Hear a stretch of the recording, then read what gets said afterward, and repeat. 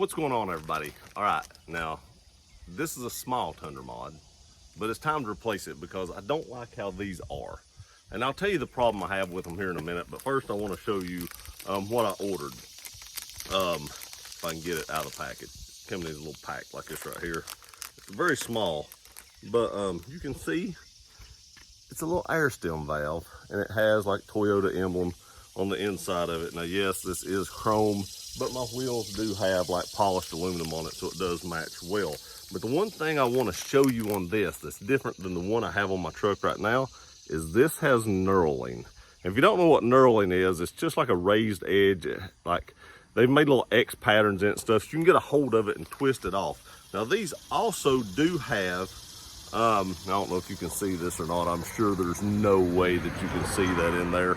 But it has like a little rubber O-ring down in there to help air from leaking out, stuff like that. Now, when I read the reviews on this, somebody said that it's so deep in there that it doesn't reach your valve stem to actually close it off.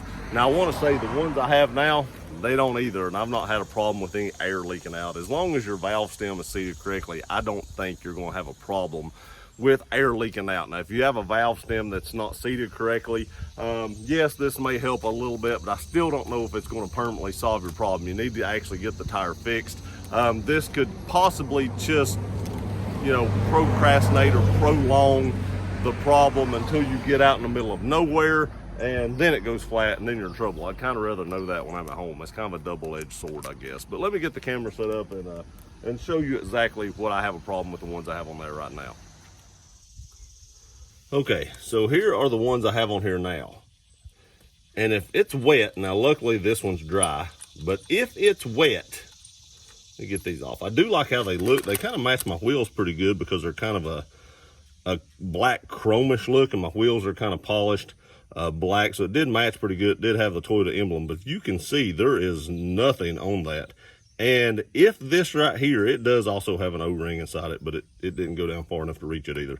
But if this is wet or a little bit slick, you cannot get these things off, man. They tighten down pretty good. I guess once they get down, they kind of, I don't know, I guess over time they just kind of stick, and you about cannot get these things loose. I was checking my air pressure the other day right after it rained, and I actually had to get like a little rubber thing to get a hold of this to pull it loose, like one of them can opener things, because I just could not get enough grip on this little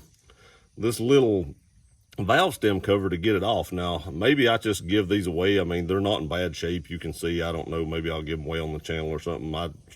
And other than throwing them away, I think they were like 10 bucks or something. So maybe somebody can get some use out of them. But I will tell you, if I do give these away and you win them, they're a little difficult to get off. That's why I'm switching.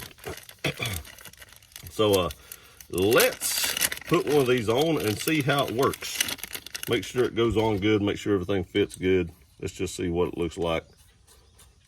This does feel a little more gritty. And as they said, it will not tighten down far enough to actually get to the rubber piece. Mine didn't either, even though I have like a metal valve stem. You all seen that. But it is way easier to get a hold of this to take these off with that knurling. So it does bottom out on the metal. I don't think that'll cause any issue or anything like that. I just kind of, you know, seated it good right there. But it's not as smooth. The threads are not cut as good as the ones I'm taking off. But I will tell you, like I said, it is way easier to get a hold of this one. Now I'm gonna go ahead and put the rest of them on, then we'll finish up this video. Okay, I did look at something while I was installing this. I was wondering if maybe like you could take a file or something and set this on it flat and file it back and forth and shave this edge down right here, this side, and then it would actually go on deeper and you might hit the rubber piece. But this one, the O-ring on the inside, actually is kicked up sideways, kind of like this right here. And I tightened this all the way down, and it didn't even push that O-ring in. So to actually tighten these things down, man, you would have to probably almost take it completely off that first lip. And I'm not willing to do that, so I'm just gonna go ahead and screw these on like it is.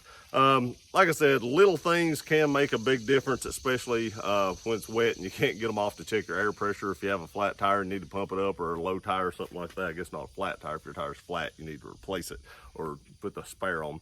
But if you need to pump it up and it's wet and you're on the road or something, you can't get your valve stem off or valve stem cover off, that would really suck. So the knurling on this will really help. And like I said, I'll probably wind up giving these other ones away on the channel at some point in time, so stay tuned for that.